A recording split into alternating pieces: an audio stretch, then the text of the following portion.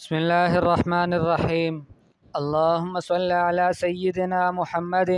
وعلى آل سيدنا محمد وبارك وسلم.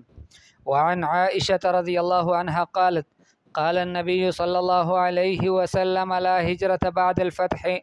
ولكن جهاد ونية وإذا استنفرتم فانفروا. متفق عليه. وعن أبي عبد الله جابر بن عبد الله الأنصاري رضي الله عنهما قال: كنا مع النبي صلى الله عليه وسلم في غزاة فقال: إن بالمدينة لرجالا ما سرتم مسيرا ولا قطعتم واديا إلا كانوا معكم حبسهم المرض، وفي رواية إلا شركوكم في الأجر. رواه مسلم. ورواه البخاري عن أنس رضي الله عنه قال: رجعنا من غزوة تبوك مع النبي صلى الله عليه وسلم فقال: إن أقواما خلفنا بالمدينة ما سلكنا شعبا ولا واديا إلا وهم معنا حبسهم العذر. وعن أبي يزيد معن بن يزيد بن الأخنس رضي الله عنهم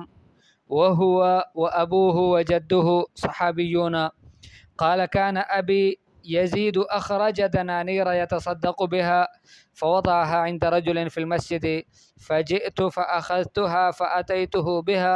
فقال: والله ما إياك أردت، فخاصمته إلى رسول الله صلى الله عليه وسلم فقال: لك ما نويت يا يزيد ولك ما أخذت يا معن. رواہ البخاری۔ 3 روایتیں ہیں۔ پہلی روایت حضرت عائشہ رضی اللہ تعالیٰ عنہ سے ہیں۔ وہ فرماتی ہیں کہ نبی اکرم صلی اللہ علیہ وسلم نے فرمایا کہ فتح مکہ کے بعد ہجرت نہیں، لا ہجرت بعد الفتح، فتح کے بعد ہجرت نہیں، ولیکن جہاد و نیت، لیکن جہاد ہے، نیت ہے۔ 2 چیزوں کو اللہ نے باقی رکھا ہے کہ جہاد کو بھی اللہ نے باقی رکھا، نیت کو بھی باقی رکھا۔ وَإِذَا اسْتُنْفِرْتُمْ فَانْفِرُوا، جب تمہیں اللہ کے راستے میں نکلنے کے لیے کہا جائے، تم سے مطالبہ کیا جائے، استنفار ہو جائے، فَانْفِرُوا، تو تم اللہ کے راستے میں نکلو۔ متفق علیہ، بخاری اور مسلم دونوں کی روایت ہے۔ وَمَعْنَاهُ لَا هِجْرَةَ مِن مَكَّةَ لِأَنَّهَا صَارَتْ دَارَ إِسْلَامٍ۔ امام نووی رحمہ اللہ نے خود تشریح کی ہے، اس کی تفسیر بیان کی ہے۔ فرمایا کہ اس کا معنی یہ ہے کہ ہجرت مکہ مکرمہ سے نہیں ہے، اس لیے کہ یہ دارالاسلام بن گیا۔ صحابہ کرام رضی اللہ تعالیٰ عنہم مکہ مکرمہ میں جب وہ مسلمان ہو جاتے تو کفار کی طرف سے ان کو اذیتیں پہنچائی جاتی، ان کو مشقتوں میں ڈالا جاتا، ان کو تکلیفیں دی جاتی، ان کو عذابات دیے جاتے۔ ایسے وقت میں اللہ جل جلالہ نے فضل فرمایا، مہربانی کی کہ صحابہ کرام رضی اللہ تعالیٰ عنہم کے لیے اور نبی پاک صلی اللہ علیہ وسلم کے لیے ہجرت کرنے کی اجازت اللہ پاک نے دی کہ صحابہ کرام اور نبی کریم صلی اللہ علیہ وسلم مکہ مکرمہ سے مدینہ منورہ ہجرت کریں۔ اور یہ ہجرت ایسی تھی کہ یہ گویا اسلام کے بنیادی شرائط میں سے قرار پائی گئی کہ جو بھی مسلمان ہوتا اس کے لیے ضروری تھا، اس کا ایمان تب مکمل ہوتا، اسلام تب پورا ہوتا کہ وہ ساتھ ہجرت بھی کرتا۔ تو جب فتح مکہ ہوا سن 8 ہجری میں، اللہ کے حبیب صلی اللہ علیہ وسلم 10,000 صحابہ کرام کے لشکر کو لے کر مکہ مکرمہ کو فتح کر لیا، اور اس کے بعد سے ہمیشہ کے لیے فتح مکہ سے، یعنی فتح مکہ کے بعد سے مکہ مکرمہ سے اور حجاز مقدس سے کفار کو ختم کر دیا، ان کا داخلہ بند کر دیا۔ تو ایسے وقت میں چونکہ یہ دارالاسلام بن گیا، اب وہاں سے ہجرت کی فرضیت کو اور اس کی واجبیت کو اللہ پاک نے اس کو اٹھا دیا کہ اب ہجرت کرنا مکہ مکرمہ سے مدینہ منورہ یہ ضروری نہیں ہے، لیکن جہاد باقی ہے، نیت باقی ہے۔ اس کا کیا مطلب؟ فرمایا کہ مسلمان اس لیے جیتا ہے تاکہ اس کی وجہ سے دین کو فائدہ پہنچے۔ ہر مسلمان کا، صحابہ میں سے ہر صحابی کا یہ جذبہ ہوتا کہ میری جان، میرا مال اور میری صلاحیتیں سب اس دین پر قربان ہو جائیں، اور میرے ذریعے سے یہ دین دوسروں تک پہنچے، اور اس دین کی خوب نشر و اشاعت ہو۔ اس غرض کی خاطر صحابہ کرام رضی اللہ تعالیٰ عنہم جیا کرتے تھے، حتیٰ کہ وہ مقام پر بھی ہوتے تھے تب بھی نیتیں ہوتی تھیں ان کی جہاد کی، اور جب کبھی اللہ پاک نکلنے کا موقع دیتے تو پھر ایسا نکلتے کہ بوڑھے بھی نکلتے ہیں۔ کہتے ہیں کہ ہمیں اللہ پاک نے قرآن میں فرمایا کہ انفروا خفافا و ثقالا، تم ہلکے ہو یا بوجھل اللہ کے راستے میں نکلو۔ تو فرمایا کہ مجھے قرآن کی آیت نہیں بیٹھنے دیتی۔ ابو ایوب انصاری رضی اللہ تعالیٰ عنہ تقریباً 94 برس کی عمر میں اللہ کے راستے میں نکلتے ہیں، اور ترکیہ استنبول کے اندر ان کی قبر مبارک بنتی ہے۔ حالانکہ مدینہ منورہ میں حضور صلی اللہ علیہ وسلم کے میزبان تھے، تو اس طرح سے نکلیں، اور چھوٹے چھوٹے صحابہ اپنی انگلیوں کے اپنے پیروں کے پنجوں پہ کڑے ہو کر اپنے آپ کو اونچا دکھانے کے لیے، اور کبھی ایک دوسرے سے کشتیاں لڑ کر کہ آپ نے اللہ کے نبی نے فلاں لڑکے کو اجازت دی ہے اللہ کے راستے میں نکلنے کی، تو وہ مجھ سے کوئی زیادہ قوی تو نہیں ہے، میں بھی اس سے لڑتا ہوں، مجھے لڑا دے، ان سے کشتی لڑا دے ہماری، میں اس کو بچھاڑ دوں گا، اس کو گرا دوں گا۔ تو وہ سب کچھ اس لیے کرتے تھے تاکہ اللہ کے راستے میں نکلے۔ اس نیت کے ساتھ ان کا جینا تھا، اور اسی نیت کے ساتھ وہ اللہ کے راستے میں نکلے۔ اور صحابہ کرام رضی اللہ تعالیٰ عنہ کے بارے میں عمومی تفصیل یہ ہے کہ 80% صحابہ کرام رضی اللہ تعالیٰ عنہ اللہ کے راستے میں شہید ہوئے۔ 80% صحابہ کرام رضی اللہ تعالیٰ عنہ اللہ کے راستے میں شہید ہوئے، یعنی فرض کریں ہر پانچ میں سے 4 صحابہ اللہ کے راستے میں شہید ہوئے، اور یہ جو ایک باقی رہ گیا، یہ وہ نہیں تھے کہ جو بالکل جانا نہیں چاہتے، جانے کے لیے تو سب تیار تھے، سب جانے کے لیے خوش ہو کر اللہ کے راستے میں اپنے آپ کو پیش کرتے۔ پیچھے 7 بہنیں چھوڑ رہے ہیں تب بھی جا رہے ہیں، پیچھے جس طرح جیسے حالات تھے وہ اللہ کے راستے میں جاتے، لیکن یہ تھا کہ معذور تھے کچھ لوگ کہ جن کو اللہ پاک نے معذور ٹھہرایا، اور حضور صلی اللہ علیہ وسلم نے ان کو مقام پر ٹھہرنے کی وصیت کی تھی، اور ان کو کہا تھا کہ آپ مقام پر ٹھہرے رہیں، ورنہ تو اس وجہ سے، اور وہ بھی ایسے کہ اکثریت ان کی تھی کہ جو اللہ کے راستے میں نکلے اور پھر وہاں پر جنگوں میں لڑے، اور ایک بار نہیں بار بار نکلیں پھر واپس آئیں۔ اللہ پاک نے ان کے مقدر میں یوں لکھا تھا کہ ان کو اپنی بستر پر ان کو موت آئے گی، مختلف حالتوں میں طبی موت مریں گے، وہ شہید قتل نہیں کیے جائیں گے، حالانکہ جذبہ ان سب کا ایک ہی تھا۔ تو حضور صلی اللہ علیہ وسلم فرماتے ہیں کہ جہاد بھی باقی ہے، نیت بھی باقی ہے، قیامت تک چلتی رہے گی یہ چیزیں۔ وَإِذَا اسْتُنْفِرْتُمْ فَانْفِرُوا، جب استنفار ہو جائے، امیر المؤمنین تمہیں نکلنے کا حکم کر دیں کہ تم اللہ کے راستے میں نکلو جہاد کے لیے، لڑنے کے لیے، تو تم نکلو۔ لیکن اب سوال یہ پیدا ہوتا ہے کہ یہ جو ہماری اسلامی حکومتیں ہیں، پوری دنیا میں مسلمانوں کے جو حکام ہیں، ان سے تو کہیں بھی یہ توقع نہیں ہے کہ یہ مسلمانوں کو اکٹھا کر کے استنفار کریں گے اور کہیں گے کہ مسلمانوں اللہ کے راستے میں نکلو، اور فلاں علاقے پہ کفار جو ہیں وہ ظلم کر رہے ہیں، جیسے اب غزہ اور فلسطین کے حالات ہیں، اسی طرح کشمیر کے حالات ہیں، افغانستان کے حالات ہیں، چچنیا اور برما کے حالات ہیں، اور مختلف ملکوں کے مختلف حالات ہیں، مسلمانوں کے اوپر ظلم ڈھائے جا رہے ہیں۔ تو ایسے وقت میں یہ تو ناممکن ہے، اس کا تصور بھی نہیں ہے کہ یہ مسلمان، یہ جو ہمارے حکام ہیں، یہ ہمیں اللہ کے راستے میں نکلنے کا کہے۔ تو ایسے وقت میں علماء نے لکھا ہے، وہ فرماتے ہیں کہ دین تمہیں نکلنے کا کہہ رہا ہے، الدین یستغیث بکم ویستنصرکم، دین تمہیں کہتا ہے کہ تم اللہ کے راستے میں نکلو، اور وہ چاہتا ہے، وہ پوری دنیا میں ہم دین کو دیکھیں، دینداروں کو دیکھیں، مسلمانوں کو دیکھیں، سب دیکھتے ہیں کہ ہر جگہ مسلمان پیسا جا رہا ہے، اور دین کو کونے سے لگایا جا رہا ہے، سائڈ پہ کیا جا رہا ہے، دین پر عمل کرنے نہیں دیا جا رہا۔ تو ایسے وقت میں حکام کہیں نہ کہیں، امیر المؤمنین ہو نہ ہو سارے مسلمانوں کا، تو ایسے وقت میں سب پر ضروری ہے کہ وہ اللہ کے راستے میں نکلیں، اور بقدر المستطاع جتنی اس کی طاقت ہے وہ اپنی صرف کر لیں، اپنی جان اور اپنا مال اور اپنی صلاحیتیں وہ اللہ کے راستے میں اپنے اوقات یہ ضرور لگائیں دین کی خاطر۔ ہر آدمی اپنے آپ سے پوچھے کہ اگر مجھے اللہ پاک نے اتنی زندگی دی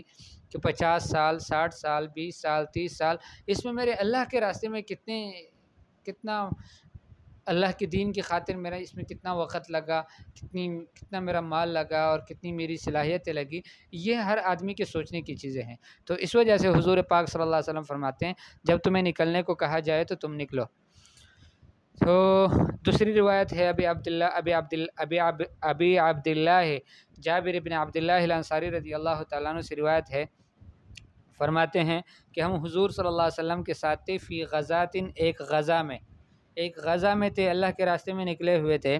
فقال، حضور صلی اللہ علیہ وسلم نے فرمایا، ان بالمدینۃ لرجالا، مدینہ منورہ میں کچھ لوگ ہیں، ما سرتم مسیرن، تم کسی بھی راستے سے نہ چلے، ولا قطعتم وادیا، اور کسی وادی کو تم نے کراس نہیں کیا، الا کانوا معکم، مگر وہ سب تمہارے ساتھ تھے۔ وہ جو مدینہ منورے میں ہیں، ابھی نہیں ہے تمہارے پاس، تمہارے ساتھ، فرمایا کہ وہ سب تمہارے ساتھ تھے۔ حبسہم المرض، فرمایا کہ ان کو مرض نے روک لیا تھا، وہ معذور تھے، ان کو بیماری تھی، بیماری کی وجہ سے وہ اللہ کے راستے میں نہیں نکلے، ورنہ وہ بھی آپ کے ساتھ ساتھ ہی تھے ان سارے راستوں میں، ساری وادیوں میں، جہاں جہاں سے تم گزرے وہاں پر وہ بھی تمہارے ساتھ تھے۔ وفی روایت، ایک روایت میں ہے، الا شرکوکم فی الاجر، فرمایا کہ وہ اجر میں تمہارے ساتھ شریک تھے۔ اس وجہ سے ہونا تو یہ چاہیے کہ ہر مسلمان کا جہاد میں حصہ ہو، اتنا نہیں کر سکتا تو کم از کم ان کا ساتھ تو دے، ان کے ساتھ تعاون تو کرے کسی صورت میں۔ یہ بھی اسے نہیں ہو سکتا تو کم از کم دل میں تمنا ہو، دل میں رغبت ہو، دل سے دعائیں ہوں ان کے لیے کہ اللہ پاک ان کی نصرت فرمائے، ان کی حفاظت فرمائے، تو یہ دعائیں ہوں، اور نیت یہ ہو کہ مجھے بھی اگر اللہ پاک نے توفیق دی تو میں جاؤں گا انشاءاللہ۔ تو فرمایا کہ تب اللہ پاک ان کو سارے مجاہدین کے عمل کا اجر اس کو بھی دیں گے جو اپنے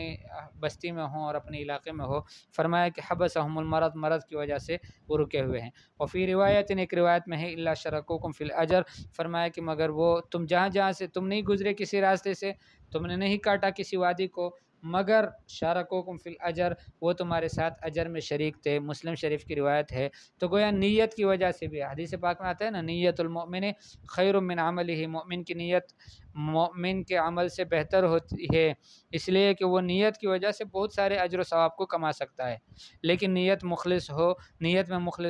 میں اخلاص ہو، یہ ضروری ہے۔ اور بخاری شریف کی روایت میں انس رضی اللہ تعالیٰ عنہ سے روایت ہے کہ فرماتے ہیں، رجعنا من غزوۃ تبوک، ہم غزوہ تبوک سے واپس ہوئے، مع النبی صلی اللہ علیہ وسلم، نبی کریم صلی اللہ علیہ وسلم کے ساتھ، فقال، آپس حضور صلی اللہ علیہ وسلم نے فرمایا، ان اقواما خلفنا، بے شک کچھ قومیں ہیں ہمارے پیچھے، بالمدینۃ، مدینہ منورے میں، ما سلکنا شعبا، ہم نے کسی بھی گھاٹی کو نہیں چلے، ولا وادیا، نہ کسی وادی سے چلے، الا وہم معنا، مگر وہ ہمارے ساتھ تھے۔ اور وجہ کیا تھی وہ ہمارے ساتھ تھے؟ حالانکہ وہ تو مدینہ منورے میں تھے، وہ تو ہمارے پیچھے رہ گئے ہیں، ہمارے ساتھ چل نہیں رہے ہیں، لیکن وہ ابھی بھی ہمارے ساتھ ہے۔ کیوں ہمارے ساتھ ہے؟ فرمایا حبسہم العذر، ان کو عذر نے روکا ہوا ہے۔ تو ہر مسلمان کو چاہیے کہ وہ اللہ کے دین کی خاطر جینا سیکھ لے۔ قل ان صلاتی و نسکی و محیای و مماتی للہ رب العالمین، ایک مسلمان کا جینا اور مرنا اور اس کی عبادتیں، اس کی قربانیاں، یہ اللہ رب العالمین کے لیے ہی ہوا کرتی ہے، اسلام کی خاطر ہوا کرتا ہے۔ وعن ابی یزید، معن ابن یزید بن الاخنس رضی اللہ تعالیٰ عنہ، ابو یزید جن کا نام معن ہے، وہ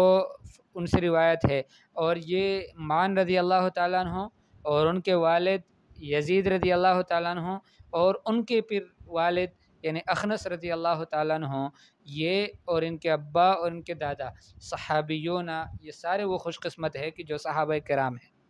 یعنی تینوں طبقوں میں صحابہ کرام ہیں۔ خود بھی صحابی ہے بچہ معن رضی اللہ تعالیٰ عنہ، اس کے والد بھی صحابی ہے یزید، اور فرمایا کہ پھر اس کا جو دادا بنتا ہے معن کا، اخنس رضی اللہ تعالیٰ عنہ، وہ بھی صحابی ہے۔ تو یہ معن رضی اللہ تعالیٰ عنہ فرماتے ہیں، جن کی کنیت ابو یزید کی ہے، وہ فرماتے ہیں کہ کھانا ابی یزید ہو، کہ میرے ابو تھے یزید، اخرج دنانیرا، اس نے دینار نکالے، یا تصدق بہا، کہ اس کو صدقہ کر دے۔ یہ بھی ہمیں ایک تعلیم ہے، حدیث مبارکہ سے یہ تعلیم ملتی ہے کہ آدمی اپنی آمدنی میں سے کچھ حصہ پہلے سے نکال کے رکھ لے کہ یہ میں نے صدقہ کرنا ہے، اس لیے کہ اگر نکال کے نہیں رکھے گا اور یوں کہے گا کہ جب موقع ملے گا تو میں جہاں جہاں موقع ملے گا میں صدقہ کروں گا، تو ایسے میں پہلے تو موقع سمجھ نہیں آتا، اور کبھی کبھی موقع سمجھ آ جاتا ہے لیکن اس وقت پھر پیسے نہیں ہوتے، تو یا پیسے ہوتے ہیں لیکن اس سے زیادہ اہم چیز کوئی اور کرنی ہوتی ہے، تو جس کی وجہ سے وہ پیسے اس وقت نہیں دے سکتے۔ لیکن اگر ایک آدمی پہلے سے کچھ پیسے کو نکال لے، پہلے سے طے کر لے، آسان طریقہ ہے کہ پہلے سے طے کر لے، فرض کرے کسی کی 20,000 سیلری ہے، اب 20,000 میں اس نے پہلے سے طے کر رکھا ہے کہ 20,000 میں سے 500 تو میرے کم از کم صدقہ کے ہیں، اب ان 500 کو دوسرے پیسوں سے الگ کر دے، اور پھر اس کے لیے فقیروں کو خود ڈھونڈنا شروع کرے گا، اس لیے کہ وہ پیسے ان کے پاس پڑے ہوئے ہیں جو کسی اور کے ہیں، ان کے نہیں ہیں، تو پھر اس کے لیے صدقہ کرنا آسان ہوگا۔ تو یہ فرماتے ہیں، فرمایا کہ میرے ابا جو تھے حضرت یزید رضی اللہ تعالیٰ عنہ، انہوں نے دیناروں کو نکالا یا تصدق بہا کہ جس سے وہ صدقہ کرے، فوضعها عند رجل فی المسجد، ان پیسوں کو ایک آدمی کے پاس رکھا مسجد میں۔ یہ بھی آسان طریقہ ہے، کسی اور کے حوالے کر دو، اس کو دے دو، ان کو کہو کہ بھائی یہ جہاں جہاں آپ کو موقع ملے، اچھے اچھے لوگ ملے، ضرورت مند حاجت مند ملے، ان کو یہ پیسے دے دو، صدقہ ہے میری طرف سے، ایک طریقہ۔ اور ایک طریقہ یہ بھی ہو سکتا ہے کہ کوئی ڈبہ وغیرہ رکھ لو، اس میں یہ پیسے جمع کرتے رہو، جو جو فقیر آتا رہے اس کو ان میں سے دیتے رہو، آپ کی جیب سے جائیں گے نہیں، ان کا اپنا حق ہے، ان کو ملتا رہے گا۔ تو فرمایا کہ فوضعها عند رجل فی المسجد، ان پیسوں کو رکھا، فوضعها پس رکھا ان پیسوں کو، عند رجل ایک آدمی کے پاس، فی المسجد مسجد میں، یہ صحابی فرماتے ہیں معاذ رضی اللہ تعالیٰ عنہ فرماتے ہیں فجئت میں آیا، فاخذتها میں نے ان سے لیے، اس لیے کہ مجھے حاجت تھی، انہوں نے حاجت مند کو دینے تھے تو اس نے مجھے دے دیے، فاتیتہ بہا ان پیسوں کو لے کر میں آ گیا اپنے ابا کے پاس، فقال میرے والد صاحب نے کہا، حضرت یزید رضی اللہ تعالیٰ عنہ نے، واللہ ما ایاک اردت، واللہ اللہ کی قسم، ما ایاک اردت، آپ کا میں نے ارادہ نہیں کیا تھا، بالکل آپ کا ارادہ نہیں کیا تھا، فخاصمتہ الی رسول اللہ صلی اللہ علیہ وسلم، فرماتے ہیں کہ میں نے اس جھگڑے کو حضور صلی اللہ علیہ وسلم تک پہنچایا، یعنی اس کے ساتھ جو میری بحث چلی اس بحث کو حضور صلی اللہ علیہ وسلم تک پہنچایا، فقال حضور صلی اللہ علیہ وسلم نے فیصلہ یوں سنایا، لک ما نویت یا یزید، اے یزید آپ کے لیے وہ ہے جس کی آپ نے نیت کی ہے، ولک ما اخذت یا معن، اے معن آپ کے لیے وہ چیز ہیں جو آپ نے لے لی۔ یعنی یزید رضی اللہ تعالیٰ عنہ سے فرمایا کہ آپ نے نیت کی تھی صدقہ کرنے کی، لیکن صدقہ اپنے بیٹے پر کرنے کی نہیں کی تھی، دوسروں پر کرنے کی تھی، تو آپ کو اس کا اجر مل گیا۔ اور معاذ رضی اللہ تعالیٰ عنہ نے پیسے لیے، حالانکہ اپنے ابا کے پیسے لیے ہیں، کسی اپنے گھر کے پیسے ہیں، کسی اور کے نہیں، لیکن چونکہ لیے ہیں اب تو اس کے لیے یہ جائز ہے، ان کو اجر مل گیا، ان کو پیسے مل گئے، پیسے اسی گھر میں دوبارہ واپس آئے، لیکن اجر پورا مل گیا۔ اللہ جل جلالہ ہمیں بھی توفیق نصیب فرمائے کہ ہم دین کی خاطر، مسلمانوں کی خاطر، اسلام کی خاطر زندگی گزارنا، زندگی جینا ہم سیکھ لیں۔ اللہ پاک اس کی ہم سب کو توفیق نصیب فرمائے، اور اس کی دوسروں کو ہم دعوت بھی دیں کہ ہر مسلمان وہ اپنے آپ کو مزدور بعد میں سمجھے، اپنے آپ کو تاجر بعد میں سمجھے، اور اپنے آپ کو وزیر اعظم بعد میں سمجھے، وہ کوئی بھی چیز اپنے آپ کو بعد میں سمجھے، وہ سب سے پہلی حیثیت اس کی یہ ہے کہ وہ اللہ کا بندہ ہے اور حضور اکرم صلی اللہ علیہ وسلم کا امتی ہے۔ اب اس کے ذمے ہیں کہ وہ اسلام کے خاطر جینا سیکھیں۔ صحابہ کرام رضی اللہ تعالیٰ عنہ کی مستقل سنت ہے اور نبی کریم صلی اللہ علیہ وسلم کی سنت ہے۔ اللہ پاک ہم سب کو توفیق نصیب فرمائے، وصلی اللہ تعالی علی خیر خلقہ محمد و آلہ و اصحابہ اجمعین، آمین برحمتک یا ارحم الراحمین۔